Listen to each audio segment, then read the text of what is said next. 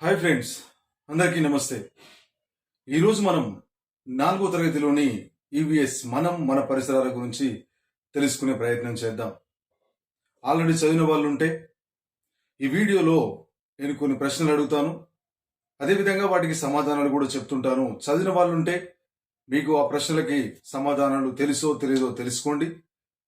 తెలియని వాళ్ళు, నేర్చుకునే వాళ్ళు ఉంటే ఈ వీడియో చూసి అందులోని ముఖ్యమైన అంశాలు ఏవైతే ఉన్నాయో వాటిని నోట్స్లో రాసుకుని చదువుకునే ప్రయత్నం చేయండి.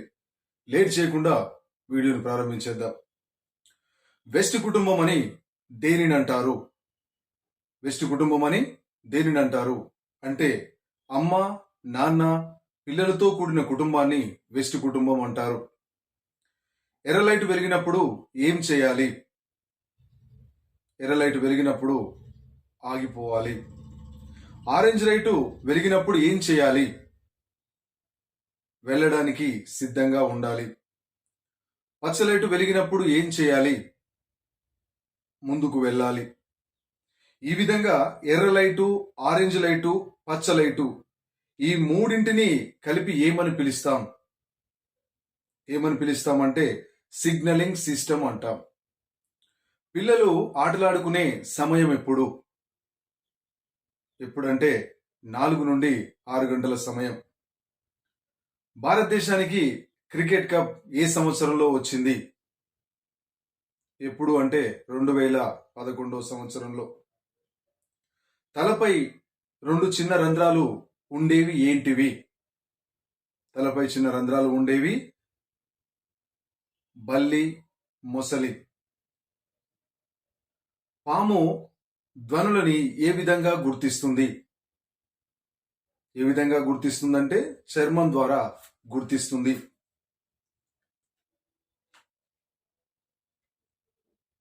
గుడ్లు పెట్టే జంతువులు ఏ విధంగా ఉంటాయి? గుడ్లు పెట్టే జంతువులు చెవులు బయటకు ఉండకుండా చర్మంపై వెంట్రుకలు ఉండనివి గుడ్లు పెడతాయి. అండోత్పకాలని వేటిని అంటారు? అండోత్పకాలని వేటిని అంటారంటే గుడ్లు పెట్టి పిల్లల్ని పోషించే జంతువులని అండోత్పకాలు అంటారు.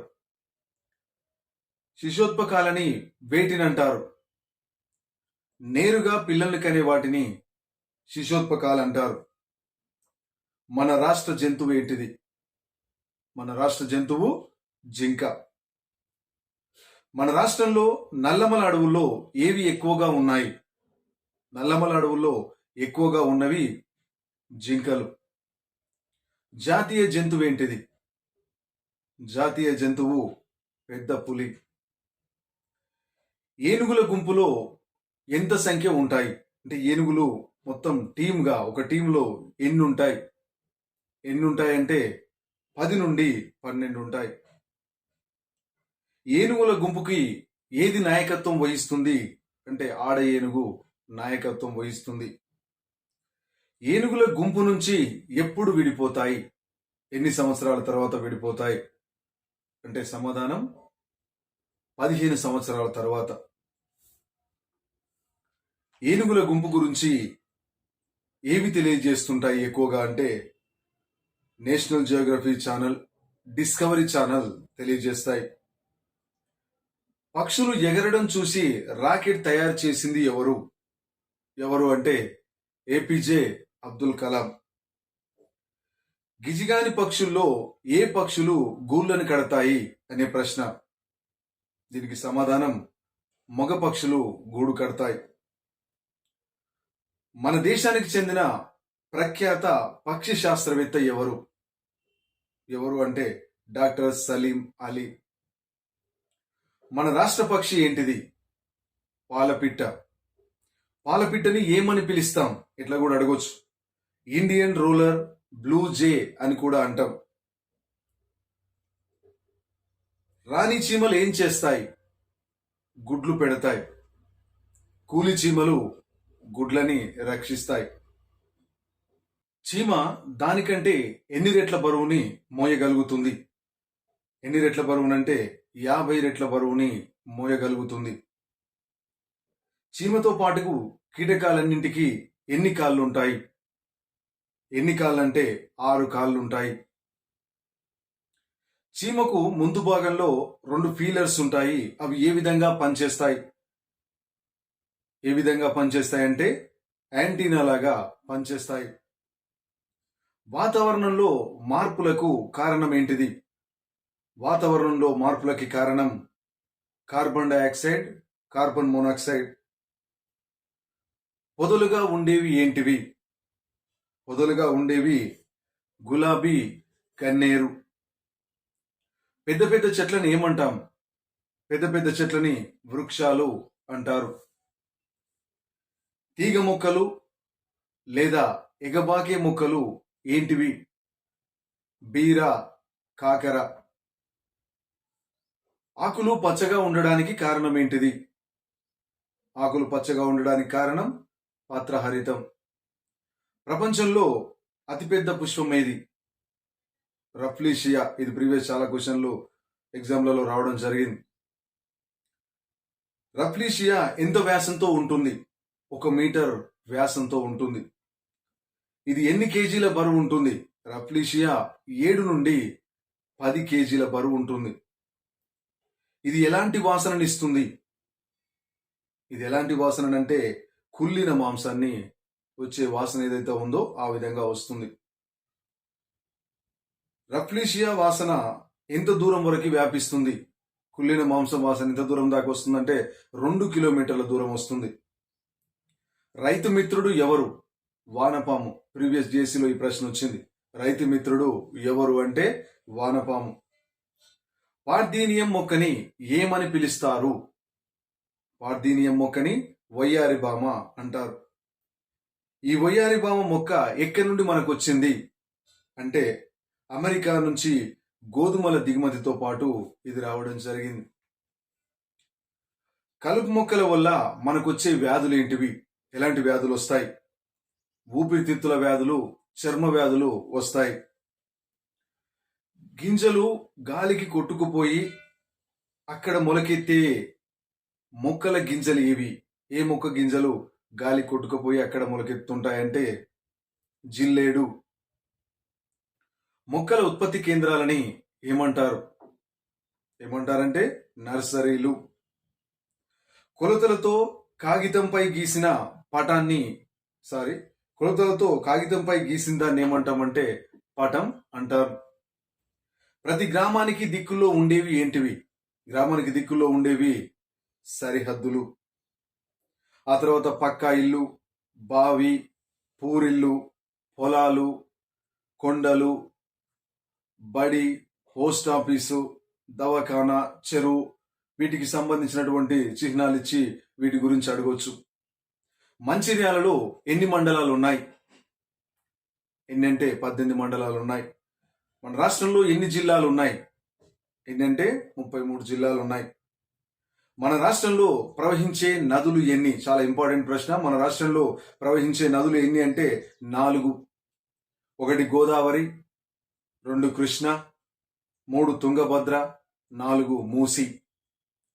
మన రాష్ట్రంలో పండించే పంటలేవి? వరి, జొన్న, మొక్కజొన్న, చెరకు. రకరకాల మ్యాప్ల పుస్తకాన్ని ఏమని పిలుస్తాం? ఏమని పిలుస్తామంటే అట్లాస్. ఆధార్ కార్డు తీసేటప్పుడు కళ్ళను ఏ కెమెరాతో తీస్తారు? ఏ కెమెరాతో అంటే ఐరిష్ కెమెరాతో తీస్తారు. ఐరిష్ కెమెరాని కనుక్కున్నది ఎవరు? ఎవరంటే మిమిజోయ్. తహసీల్దార్ కార్యాలయాన్ని ఏమని పిలుస్తాం? మండల రెవెన్యూ కార్యాలయం. 108ని ప్రభుత్వ వాహనం అంటారు. సమాచార హక్కు చట్టం ఎప్పటి నుండి అమల్లోకి వచ్చింది? ఎప్పటి నుండి అంటే 12 అక్టోబర్ 2005 సంవత్సరం నుండి. సమాచార హక్కు చట్టం ప్రకారం మనం ఏదైనా అప్లై చేస్తే మనకు సమాధానం ఎన్ని రోజుల్లో రావాలి అంటే 30 రోజుల్లో రావాలి. వీటికి సంబంధించిన సమాచారం 48 గంటల్లోగా రావాలి.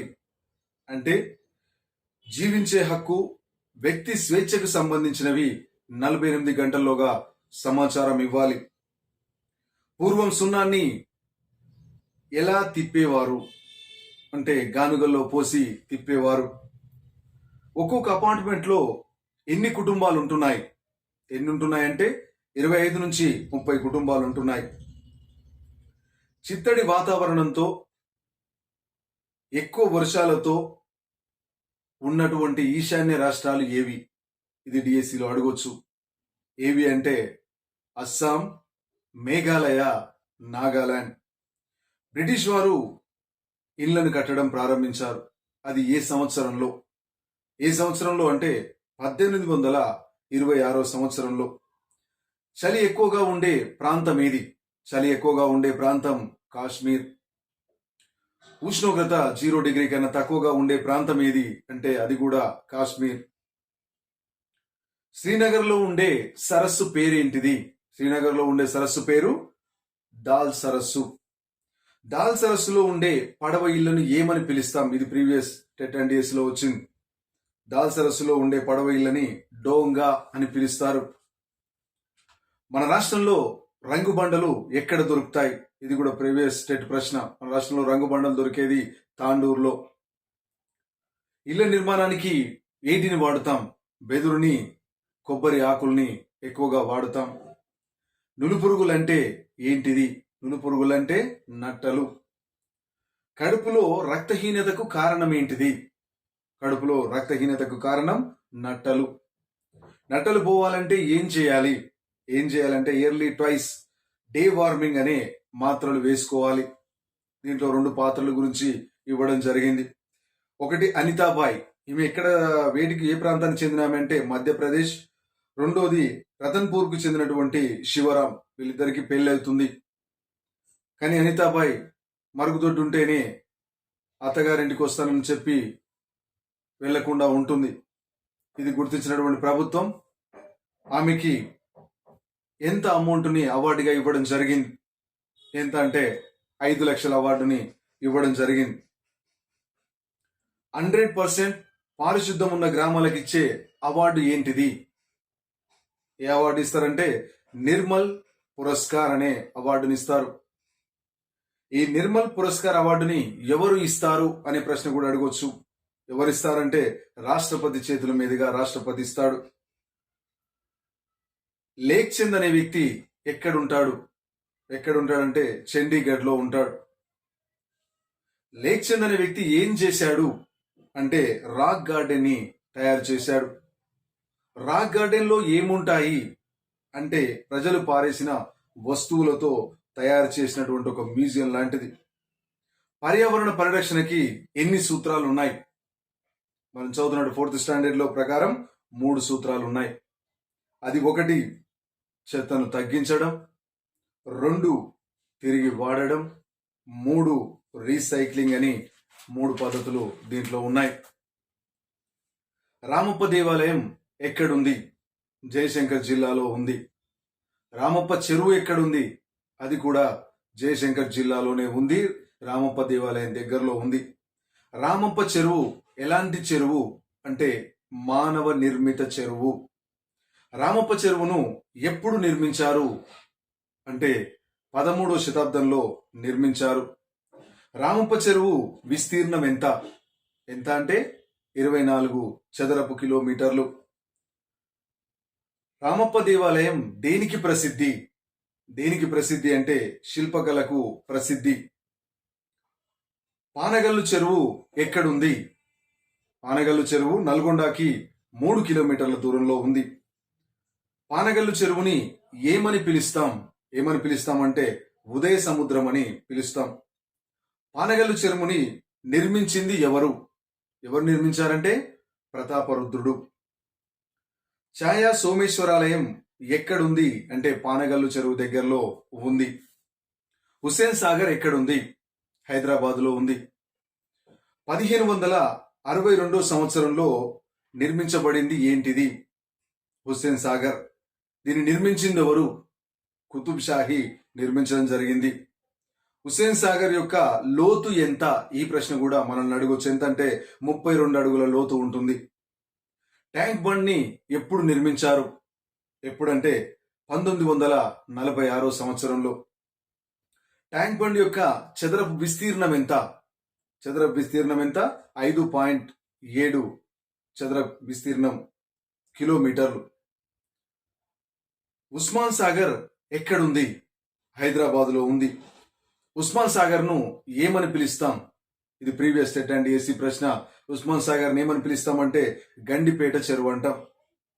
ఉస్మాన్ సాగర్ ఎలాంటి చెరువు? ఎలాంటి చెరువు అంటే మంచినీటి చెరువు. మిషన్ కాకతీయ ద్వారా ఏం చేస్తాం? మిషన్ కాకతీయ ద్వారా ఎండిపోయిన చెరువుల పూడిక తీయడం, నీటి నిల్వ సామర్థ్యం పెంచడం. ఇది మ్యాచ్ ద ఫాలోయింగ్ లో ఇలాంటి మోడల్ ప్రశ్న వస్తుంటాయి. ఉదయపూర్ నగరం ఎక్కడ ఉంది? ఉదయపూర్ నగరం రాజస్థాన్ లో ఉంది. ఉదయపూర్ నగరాన్ని ఏమని పిలుస్తామంటే సరస్సుల నగరం అని పిలుస్తాం. పిచోలా సరస్సు ఎక్కడ ఉంది? ఎక్కడ ఉందంటే ఉదయపూర్ లో ఉంది. ఉదయపూర్ నగరాన్ని, ఈ పిచోలా సరస్సుని ఎవరు నిర్మించారు అంటే బంజారాలు నిర్మించడం జరిగింది. ఎప్పుడంటే 1362 సంవత్సరంలో. ఆ తర్వాత ఈ ఉదయపూర్ నగరాన్ని ఎవరు డెవలప్ చేశారంటే ఉదయ్ సింగ్ డెవలప్ చేయడం జరిగింది. ఉదయపూర్ లో ఉన్నటువంటి ఫేమస్ రాజభవనాలు ఏంటిది? ఇది కూడా ప్రశ్న రావచ్చు. ఫేమస్ రాజభవనాలు ఏంటివంటే జగ్ నివాస్, సిటీ ప్యాలెస్ ముఖ్యమైనవి. లక్నవరం చెరువు ఎక్కడుంది? లక్నవరం చెరువు వరంగల్లో ఉంది. ముక్కలు ముక్కలుగా కోసి నిల్వ ఉంచే వాటిని ఏమని పిలుస్తాం? ఏమని పిలుస్తామంటే ఒరుగులు అంటాం. కండక్టర్ టికెట్ ఇచ్చే మిషన్ పేరేంటిది? టిమ్స్. టిమ్స్ అంటే ticket issuing machine system. Vanitha కార్డులు, నవ్యతా కార్డులు ఉన్న వారికి ప్రయాణ ధరల్లో ఎంత % రాయితీ ఇస్తారు? ఎంత % అంటే 10% ఇస్తారు. టికెట్ లేని ప్రయాణానికి ఎలాంటి శిక్ష వేస్తారు? 500 జరిమానా, 6 నెలలు జైలు శిక్ష విధిస్తారు. సింధు నది ప్రాంతంలో తవ్వకాలు జరిపింది ఎవరు? ఎవరు అంటే సర్ జాన్ మార్షల్. ఇది ప్రీవియస్ స్టేట్ అండ్ ఏసీ ప్రశ్న.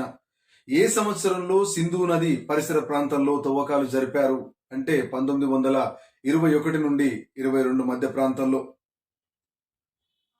సింధు నదిని ఏ రకమైనటువంటి నాగరికత అంటాం? సింధు నది నాగరికత అంటే హరప్ప నాగరికత అంటాం. హరప్పాది ఎలాంటి నాగరికత అంటే పట్టణ నాగరికత. హరప్పా ప్రజల ముఖ్య వృత్తి ఏంటిది? ముఖ్య వృత్తి ఏంటిదంటే వ్యవసాయం. హరప్పా ప్రజల ఆహార పంటలు ఏంటిది అంటే ప్రీవియస్ టెట్ అండ్ డిఎస్ లో వచ్చింది. హరప్పా ప్రజల ఆహార పంటలు ఏంటివి అని అంటే గోధుమ, బార్లీ, వరి. హరప్పా వాళ్ళు వాడినటువంటి లోహాలు ఏంటివి? ఇది కూడా లాస్ట్ టెట్ అండ్ డిఎస్ లో వచ్చింది. రాగి, కంచు, సీసం, తగరం.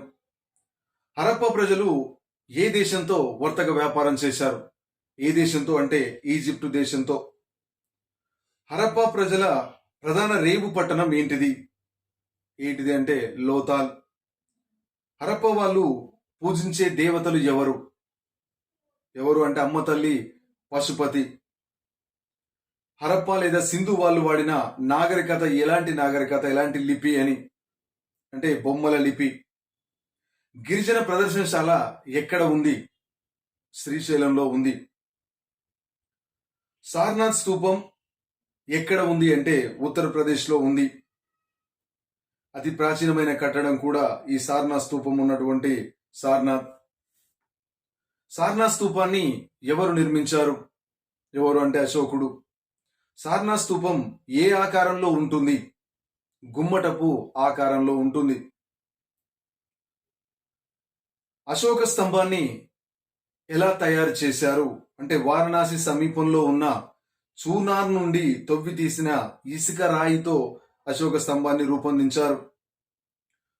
అశోక స్తంభంలో ఎలాంటి శిల్పకళ ఉంటుంది అంటే రాజస్థాన్కు సంబంధించిన శిల్పకళ ఉంటుంది. తెలంగాణ అమరవీరుల స్తూపం ఎప్పుడు నిర్మించారు? ఎప్పుడంటే 1969 సంవత్సరంలో. కుతుబ్ మినార్ ఎక్కడుంది? ఢిల్లీలో ఉంది. కుతుబ్ మినార్ ఎత్తు ఎంత? 72.5 మీటర్లు. కుతుబ్ మినార్ నిర్మాణం ప్రారంభించింది ఎవరు? కుతుబుద్దీన్ ఐబక్. కానీ కుతుబ్ మినార్ని ముగించింది, పూర్తి చేసింది ఎవరు? ఇల్టుట్మిష్ పూర్తి చేయడం జరిగింది. ఎర్రకోట ఎక్కడుంది? ఢిల్లీలో ఉంది. ఎర్రకోట వేటితో నిర్మించారు? ఎర్రరాయితో నిర్మించారు. చార్మినార్ ఎక్కడుంది? చార్మినార్ హైదరాబాద్లో ఉంది. చార్మినార్ని ఎప్పుడు నిర్మించారు? 1591 సంవత్సరంలో నిర్మించారు. ఎవరు నిర్మించారు? మహమ్మద్ కులీ కుతుబ్ షా. చార్మినార్ యొక్క ఎత్తు ఎంత? ఎంత అంటే 58 మీటర్లు. 1000 స్తంభాల గుడి ఎక్కడ ఉంది? 1000 స్తంభాల గుడి వరంగల్లో ఉంది. 1000 స్తంభాల గుడిని ఎవరు నిర్మించారు? ఎవరు నిర్మించారంటే కాకతీయులు. అశోకుడు ఎవరి మనవడు?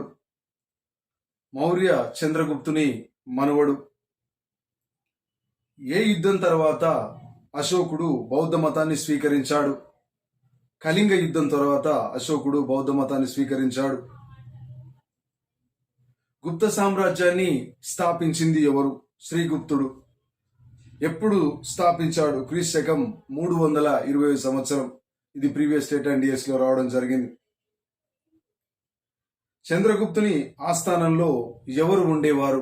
నవరత్నాలు ఉండేవారు. చంద్రగుప్తుని కాలంలో ఆయన ఆస్థాన కవిలో ఫేమస్ ఎవరు? కాళిదాసు. ఎల్లోరా గుహల కాలం ఎప్పటిది? గుప్తుల నాటి కాలం. కాకతీయ గణపతి దేవుని కుమార్తె ఎవరు? కుమార్తె ఎవరు అంటే రుద్రమదేవి. రుద్రమదేవి నిర్మించినటువంటి దేవాలయాలు ఏంటివి? 1000 స్తంభాల గుడి, రామప్ప దేవాలయం, రామప్ప పాకాల చెరువులు కూడా, వరంగల్ కోట కూడా రుద్రమాదేవి నిర్మించింది. విజయనగర రాజుల్లో ఫేమస్ ఎవరు? ఫేమస్ ఎవరు అంటే శ్రీకృష్ణదేవరాయలు. శ్రీకృష్ణదేవరాయల కాలం ఎప్పుడు? 1509 నుండి 1529 మధ్య కాలం. శ్రీకృష్ణదేవరాయల కాలంలోని కవులను ఏమని పిలిచేవారు? అష్టదిగ్గజాలు అని పిలిచేవారు. శ్రీకృష్ణదేవరాయలు ఎవరు? ఈయన స్వయంగా కవి. శ్రీకృష్ణదేవరాయలు రచించినటువంటి రచన ఏది? ఏ రచన అంటే ఆముక్తమాల్యద. దేశ భాషలందు తెలుగు లెస్స అని అన్నది ఎవరు అని అడగొచ్చు. ఎవరు అంటే శ్రీకృష్ణదేవరాయలు. అక్బర్ ఏ రాజు అంటే మొఘలాయి రాజు. మత సహనం కలవాడు ఏ రాజు అంటే అక్బర్. మొఘలాయిలను ఎదిరించి మరాఠా సామ్రాజ్యాన్ని స్థాపించింది ఎవరు? ఎవరు అంటే శివాజీ. శివాజీ గురువు ఎవరు? ఇది ప్రీవియస్ స్టేట్ అండ్ డిఎస్లో వచ్చింది. సమర్థ రామదాసు. శివాజీ కాలంలోని భక్తుడు ఎవరు అంటే తుకారాం. హైదరాబాద్ రాష్ట్ర చివరి పాలకుడు ఎవడు? ప్రీవియస్ స్టేట్ లో వచ్చింది. హైదరాబాద్ రాష్ట్ర చివరి పాలకుడు మీర్ ఉస్మాన్ అలీ ఖాన్. ఈయన దేనికి ఎక్కువ ప్రాధాన్యత ఇచ్చిండు అంటే దక్కన్ ఉర్దూకు ఇవ్వడం జరిగింది. వ్యవసాయాన్ని చిన్న పరిశ్రమగా స్థాపించింది ఎవరు? మీర్ ఉస్మాన్ అలీ ఖాన్. విద్యా సంస్థలు ఎక్కువగా స్థాపించింది ఎవరు? మీర్ ఉస్మాన్ అలీ ఖాన్. నిజాం సాగర్, ఆలీ సాగర్ ప్రాజెక్టుల నిర్మాణం చేసింది ఎవరు? మీర్ ఉస్మాన్ అలీ ఖాన్. మూసీ నదిపై ఉస్మాన్ సాగర్ ఆనకట్టని ఏ సంవత్సరంలో నిర్మించారు? 1920 సంవత్సరంలో. నిర్మించింది ఎవరు? మీర్ ఉస్మాన్ అలీ ఖాన్. మూసీ నదిన ఉస్మాన్ సాగర్ ఆనకట్టని దేనికోసం నిర్మించారు అంటే మంచినీటి సౌకర్యం కోసం నిర్మించారు. ఫ్రెండ్స్, ఇవి మనం చదివినటువంటి 4th క్లాస్ ఈవీఎస్లోని ముఖ్యమైన అంశాలు. ఇప్పుడు మీరు ఎన్ని మీకు తెలుసో ఎన్ని తెలియలేదో మీకు ఒక అవగాహన వచ్చి ఉంటుంది. తెలియని విషయాలుంటే మళ్ళీ వీడియో చూసి క్లియర్గా నోట్స్ రాసుకొని చదువుకునే ప్రయత్నం చేయండి. ఈ వీడియో మీకు నచ్చితే లైక్ చేయండి, షేర్ చేయండి, సబ్స్క్రైబ్ చేసుకోండి. Thank you for watching.